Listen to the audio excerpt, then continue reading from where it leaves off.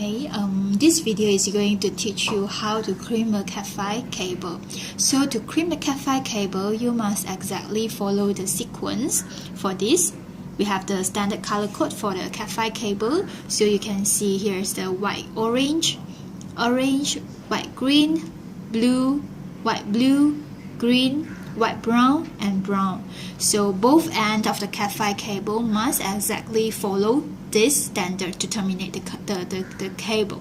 So we will show you how to terminate the Cat5e cable. So first of all, you must make sure that the cable for all the color sequence you have arranged well according to the sequence.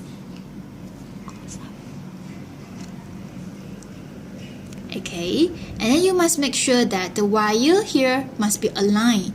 Okay, to avoid that the wire, if you crimp inside the RJ45, it will be unaligned. So make sure this must be aligned.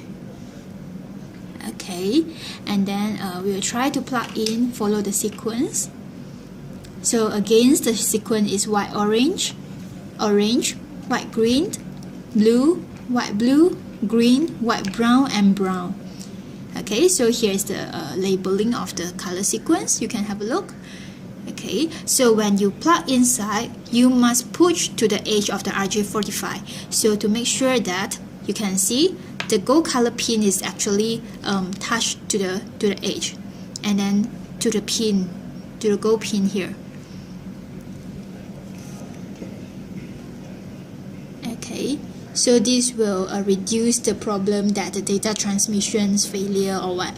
So you must make sure this single point. Okay, three things. You must make sure the color sequence must be correct, and then the wire, the color must be aligned, and then the third one is you have to push to the edge to make sure that the wire is touched to the gold pin. Okay, so you can start to crimp. Okay, we will use the crimping tool to crimp the Cat5e cable. Okay, so you will hear the sound of tick.